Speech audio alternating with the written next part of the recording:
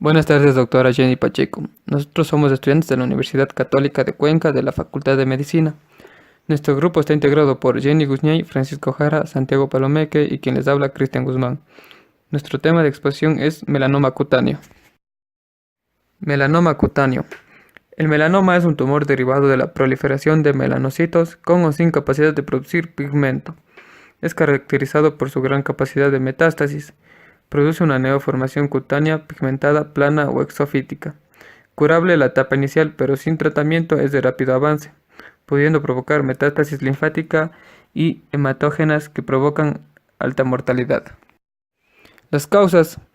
El cáncer de piel ocurre cuando se producen errores o mutaciones en el ADN de las células cutáneas. Las mutaciones provocan que las células crezcan fuera de control y formen una masa de células cancerosas. Ya como causas tenemos que la luz ultravioleta y otras posibles causas. La exposición al sol no explica los casos de cáncer de piel que se manifiestan en la piel no expuestas comúnmente a la luz del sol. Esto indica que otros factores como la exposición a sustancias tóxicas o una afección que debilite el sistema inmunitario produzca una metástasis cutánea. Signos y síntomas. Un punto grande de coloración amarronado con pequeñas manchas oscuras. Un lunar que cambia de color o tamaño o que sangra. Una lesión pequeña con bordes irregulares y zona de color rojo, blanco, azul o negro azulado. Lesiones oscuras en palmas de las manos, plantas de los pies, las puntas de los dedos de las manos o las membranas mucosas que revisten la boca, la nariz, la vagina o el ano. Los mecanismos patógenos del melanoma por lo general aparecen en los 30 a 50 años de edad relacionados a la exposición solar. La lesión empieza en la mácula o una placa asimétrica con bordes irregulares y con una variación de color que corresponde a la fase de crecimiento radial, donde se forma un nódulo por encima de esta lesión que indica un crecimiento vertical. El crecimiento vertical ya va a tener característica metástica. En promedio, del 60 al 80% de estas lesiones aparecen por un novus o por un novus melanocítico adquirido. Para entender los cambios celulares en el melanoma, debemos tomar en cuenta que el cáncer realiza ciertos cambios fisiológicos en las células, como la autosuficiencia de la señal de crecimiento, la cual causa que el tumor se prolifere sin estímulos externos, la insensibilidad a las señales inhibidoras del crecimiento, una alteración en el metabolismo celular, una evasión de la apoptosis, una inmortalidad, una oncogenia sostenida y, por último, la capacidad de invadir, metastizar y evadir la respuesta inmunitaria del anfitrión. La inestabilidad y la inflamación son características facilitadoras de la transformación celular y de la progresión tumoral. Existen factores genéticos, familiares y ambientales que contribuyen al desarrollo del melanoma. Los factores familiares y genéticos incluyen el fototipo de piel, el número de novus melanocíticos, la presencia de novus atípicos y la historia familiar de cáncer cutáneo. Típicamente los factores ambientales tienen que ver con la exposición a la radiación ultravioleta, con las enfermedades y medicamentos que asocian a la inmunodepresión y con la disminución de la capa de ozono.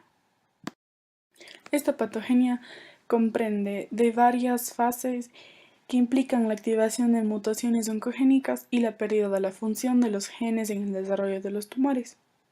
Una de estas es la mutación de la vía de la proliferación celular, presentes comúnmente en los melanomas esporádicos.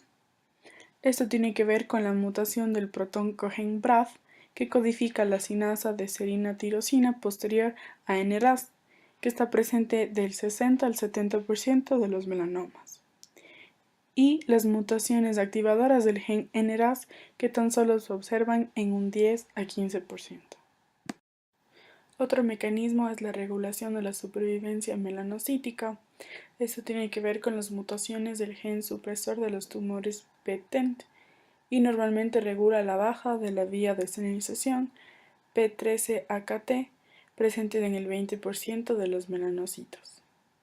Los melanomas sin exposición solar tienen más probabilidad de presentar mutaciones activadoras en los receptores tirosina quinasa c-KIT previas a RAS, como a PI3K, ART, y más previas aún a NRAS, a BRAF y a PTENT. Existen mutaciones que afectan a la vía de la proliferación celular y de la supervivencia celular observados en el melanoma esporádico o familiar. Dañan al gen CDKN2A asociados a la codificación de los 3 genes supresores de los tumores: la P15 INK4B, la P16 INK4A y la P14ARF. La P16 INK4A participa en la progresión del ciclo celular ejerciendo una regulación negativa, al inhibir las finanzas dependientes de la IN4 y dependientes de la CDK6 en la proliferación celular. La P14ARF inhibe comúnmente la actividad de la MDM2, la cual mantiene activa la función de la P53. Al encontrarse mutada la P14 que activa la MDM2, hace que la P53 quede permanentemente bloqueada, favoreciendo una mayor supervivencia de las células alteradas. El crecimiento vertical crece de manera impredecible y se caracteriza por la infiltración de la dermis por una masa clonal de las células en expansión, sin maduración y con una capacidad metástica. La distancia, denominada el espesor de Breslow, se mide desde la capa granulosa de la epidermis hasta las células tumorales intradérmicas más profundas. Diagnóstico. Como en cualquier neoplasia, el diagnóstico va a depender de la forma en que se manifieste. El 85% de los pacientes tienen una enfermedad localizada, el 13% una enfermedad regional, metástasis ganglionares y solo el 5% metástasis a distancia. En general, el diagnóstico para los pacientes con enfermedad localizada y grosor tumoral de 1 milímetro o menos es bueno, con una supervivencia del 90% a los 5 años. Cuando el grosor tumoral es mayor a 1 milímetro, la supervivencia es del 50% y cae drásticamente al 20% cuando hay metástasis ganglionares. La mejor forma de evaluar una lesión pigmentada es mediante una dermatoscopía que permite identificar lesiones sospechosas de ser melanoma cutáneo. Las lesiones así presentadas deben ser sometidas a biopsia. Si la lesión puede ser escondida en su totalidad sin que esto implique una recesión amplia, se resacará con un margen máximo de 3 milímetros alrededor del pigmento. Cuando no se puede efectuar la biopsia, ya sea por el tamaño de la lesión o por el sitio en el que se encuentre, la biopsia debe realizarse en el sitio en el que la clínica y dermatoscópicamente haya más sospecha de invasión, e incluyendo el grosor total de la dermis para lograr el correcto diagnóstico histológico. La biopsia es la más recomendada en estos casos. El objetivo de la biopsia no solo es el diagnóstico, sino también la microestratificación histológica, de tal manera que las biopsias por citología, raspado, rasurado o aposición. La lesión clínicamente es más que evidente y claramente invasora y ulcerada.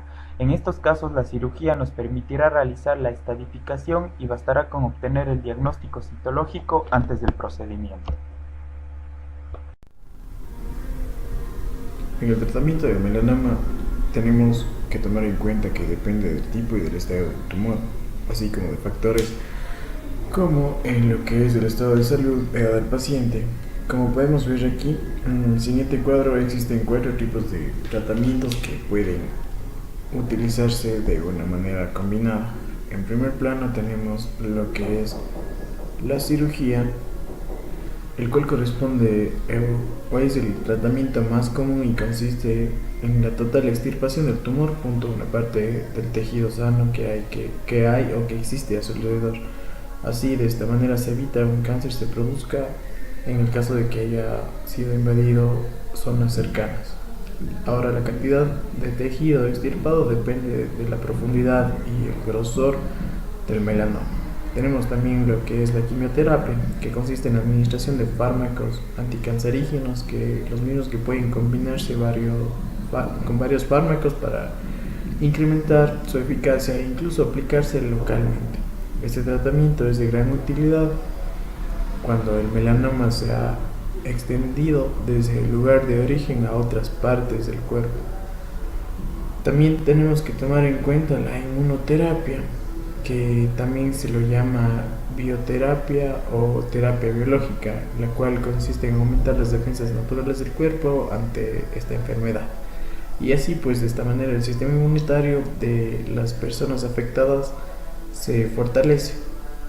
Las sustancias más utilizadas en este tipo de tratamiento son sustancias naturales derivadas de los leucocitos que el propio cuerpo produce de pequeñas cantidades como reacción a ciertos estímulos. Y por último tenemos lo que es la radioterapia, que se trata de una radiación de alta intensidad para destruir las células cancerígenas y detener su crecimiento. Este tratamiento es considerado local, lo cual significa que solo afecta a las células de una zona determinada. En el caso del melanoma únicamente se utiliza para tratar metástasis en los huesos o en el cerebro.